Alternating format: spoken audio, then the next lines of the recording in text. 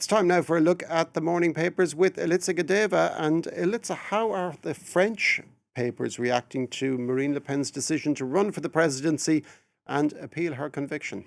Hi, Oliver. Well, let's start by taking a look at regional paper La Voix du Nord that says that there was only a tiny window of opportunity and Marine Le Pen rushed right through it. So according to the paper, Marine Le Pen remains in control. L'Opinion here says that she has been neither barred nor exonerated. So she actually chose a third path with her decision to run for the presidency. Then Aujourd'hui en France here writes that the National Rally leader could have disappeared from the political scene and her opponents were already celebrating, but the paper says that they underestimated the, quote, political animal with whom her voters continue to identify. And according to the paper, the conviction will likely not be a liability for Marine Le Pen. Then right-wing paper Le Figaro writes about her risky gamble. The right-wing paper says that Le Pen's problem is not as much her, quote, legal saga, but actually her economic promises. And the paper says that there are doubts about her party's ability to govern the country. Then left-wing paper Le Monde here says that Le Pen benefited from a tailor-made and lenient ruling. But the paper says that nevertheless the ruling is, quote, severe, highlighting the breach of trust between Marine Le Pen and her voters.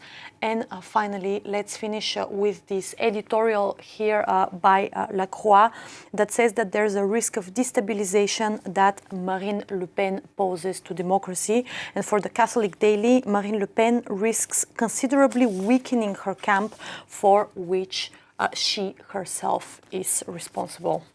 And what is the reaction from the international press?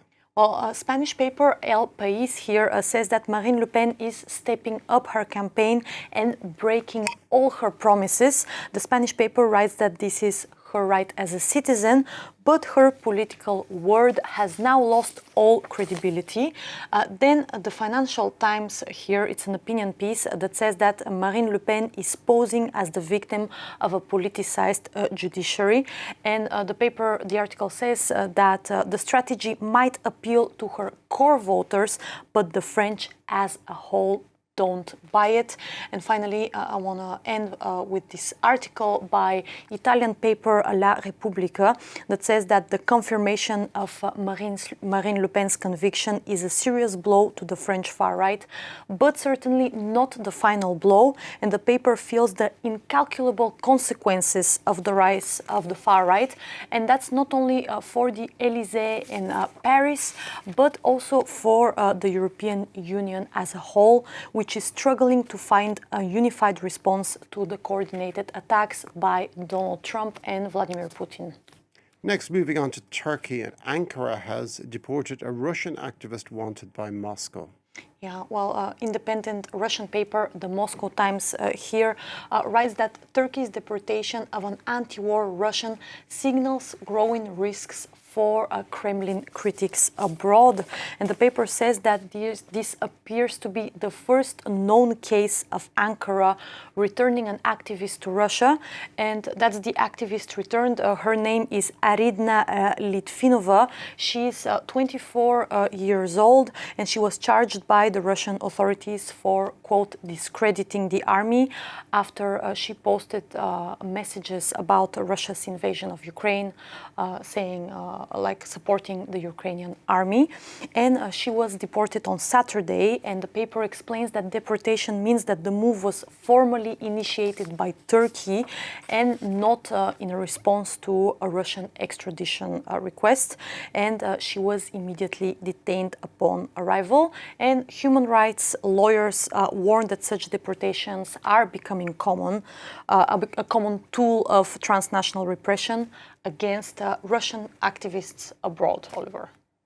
And finally, you found some bad news about male reproductive health. Yeah, a British paper, The Guardian here, quotes a study that found that men's average testosterone levels have halved in the last 50 years. So scientists say that society is facing a major male fertility crisis, and the scientists explain that rising levels of obesity and diabetes play a big part in that, but the research also suggests that environmental factors could also be harming the reproductive male system. So among these factors are, for example, endocrine disrupting chemicals that can be found in many household items. And previous work from the same research team actually concluded that sperm counts have steeply declined over the past 40 years. So this is just the latest research and a contribution to the widespread debate about whether male fertility has declined and why. Oliver. Thank you very much for that, Elitsa Gadeva.